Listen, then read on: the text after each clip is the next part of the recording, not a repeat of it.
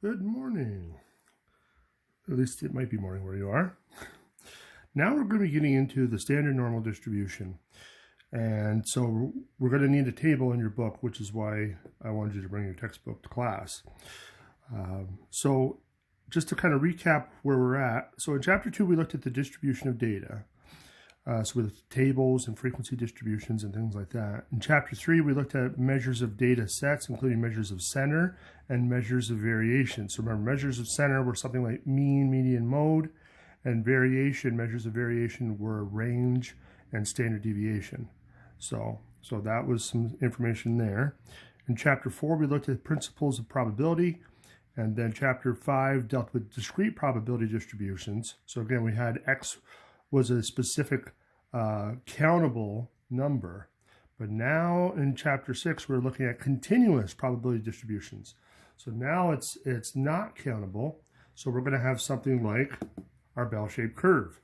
So remember, by definition, this is a normal distribution. So if a continuous random variable has a distribution with a graph that is symmetric and bell-shaped, as in figure 6.1, it can be described as by the equation given as formula 6.1. We say that it has a normal distribution. So this is what we're going to be looking at. You can see the mean is going to be in the middle. And so this is the formula. And guess what? We're not going to be using it. Yay! so even though the formula is an example of a true bell-shaped curve, we will not be using the formula for any applications. Phew! So to get us into the bell-shaped curve, though, we're going to look at an easier distribution that's continuous, and that's going to be the uniform distribution. So remember way back in chapter 2, we talked about the uniform distribution. So we're going to take a quick look at it and kind of see how it's going to apply to the uniform or the standard normal distribution. Okay, so first thing, in general, areas under the curve relate to probabilities. So we're going to be looking at shaded areas, and they're going to in turn relate to the probabilities. So thus, with uniform distributions, we can easily understand areas since they are based on rectangles. So remember, uniform means all of the frequencies are about the same height. And in a continuous version of that, you're going to have a constant line straight across. So let's take a look at a specific example. So just by definition, a continuous random variable has a uniform distribution if its values are spread evenly over the range of possibilities. The graph of a uniform distribution results in a rectangular shape. Okay, so let's look at a specific example. So we got x equals 3 to x equals 7 with p of x equal to 0.25. What do you notice about the area of the rectangle? All right, so if we draw this, think of it like an x and y axis situation. So horizontal axis is going to be our x, and the vertical axis is going to be our p of x. Now, the one thing to keep in mind is that scale doesn't matter in these drawings. These are just for reference. They're not going to be perfect or anything like that. So if I said, okay, if this is my x-axis and I got to range it from 3, I'm just going to put it there and I'll put 7 over here. So you can see the scaling is way off. So but it doesn't matter. On the vertical scale, I'm going to put 0.25 right there. And so now I'm going to cross-reference these points. So if I cross-reference these points, you can kind of see if I go straight up and down, and then I go straight across, I get my rectangle. So there's my rectangle, but now the question wants to know, what about the area of it? So if we want the area of a rectangle, remember the formula is length times width. Length times width. So we need the length and the width of our rectangle. Well, how long is it between 3 and 7 here?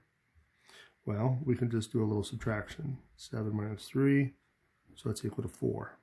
So our length is equal to 4, and then our height, well, our height, this is starting at 0, so our height is the 0.25. So if we multiply 4 times 0.25, if you got to use your calculator, I'm going to be mad at you. But 4 times 0.25 is equal to 1, which kind of corresponds back to the discrete probability distributions. So remember, the discrete, the area, or excuse me, the sum of the probabilities was equal to 1. That's kind of the same thing. So areas and probabilities are going to be kind of similar in this application. So let's take a look at the next page. So now, what can we conclude? So similar to the discrete probability distribution, continuous probability distributions have two properties that must be satisfied. So the area under the graph of the continuous probability distribution is equal to 1. So that's the main property, or the main property that's going to have to be satisfied. Because if that doesn't happen, then you're kind of stuck in the mud. But once that happens, then 2 is going to be in effect as well. So there is a correspondence between area and probability, or relative frequency.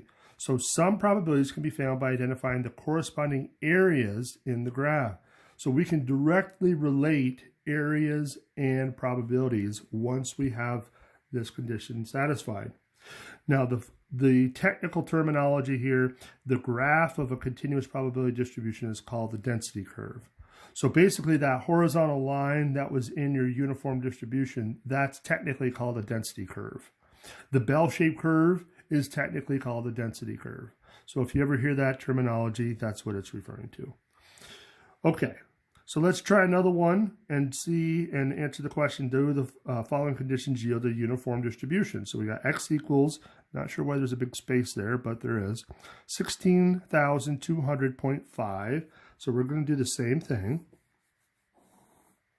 So I'm going to say, okay, x is 16,200.5. We got 16,202.5. And then on the vertical scale, we got 0.5. So now we got our rectangle again. And so now we just have to check number 1, really. Because remember, number 2 is just kind of a formality. It's kind of an effect of number 1. So really all we care about is the area of the overall shape. So we need to find out how long this side is here. And we can do the same thing as we did on the previous page, so that we can just subtract those.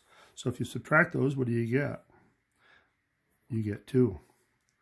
So 2 times 0.5 is equal to 1 again. So the answer is yes. So yes, it is.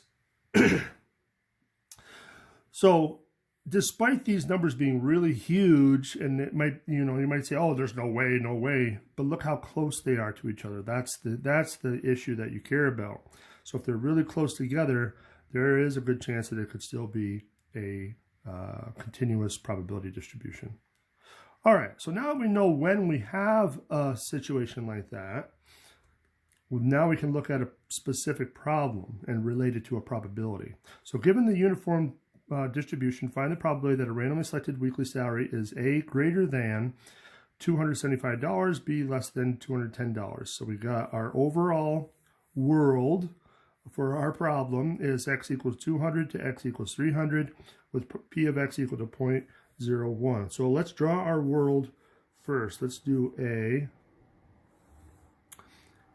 And so we got 200 to 300, and we got 0.01.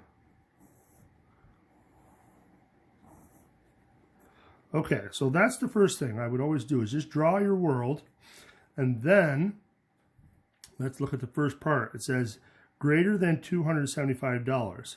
So if this is our distance from 200 to 300, 275, well, 250 would be right in the middle, so 275 would be right about here. So let's kind of just pencil a line right there, and that represents 275. So now if I want to look at salaries that are greater than 275, which side of this 275 line am I looking at? Am I looking at this side, or am I looking at this side? Well, because it's greater than, we're going to want the right-hand side. So all of this area here is what they're referring to for this problem. So now the question boils down to, what's the area of that shaded rectangle? And we can do the same thing we did in the previous ones.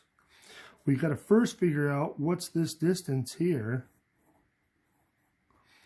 And we can do that by doing a little subtraction. If we say 300 minus 275, which is equal to 25. That should be the length of that. Now it looks disproportionate because the scaling is off, but that's okay. That distance is 25, and we're going to multiply it by the height, which is 0.01. So this is equal to the probability. So it's the area, but it's also the probability. What's the chances that you get a salary in this range? You got a 25% chance, 0.25 chance, a quarter of a chance, a 1 out of 4 chance that you get an area in that shaded region. And you can kind of see that if we chop this up into equal chunks, you got 4 equal chunks if you chopped it up equally. And you got 1 out of the 4. So 25% chance. So for part B, you're going to do the same thing. You're going to draw your world and get your numbers in here, 200, 300. I mean, the sketches are not required, but they really are beneficial to just help you see the problem. And that's going to be the case for this whole chapter. So we're not going to get away from the drawings. So work on your drawing skills. Okay, so now we're looking at less than 210. So 210 better be closer to this side. And again, the scale doesn't matter as long as you're kind of labeling stuff. And because we want less means we're going to want the left side. And that's going to be a common thread also in this chapter. Less than means to the left, greater than means to the right. So we're going to see that some more as we go. But now it's the same as before. So we got to figure out, you know, what this dimension is. But now we got to subtract the right numbers. So 210 and 200. So we can see that that's just 10. So the area is equal to 10 times 0.01. So 0.10. So again, that's going to be a probability. Now, depending on the question's going to say find the area or find the probability, but they're one and the same. As long as the overall world has an area of 1, it's one and the same. So the area and the probability will be the same. Okay, so let's stop there. And now we have a background or a base, so that way we can look at our bell-shaped curve coming up. Stay tuned.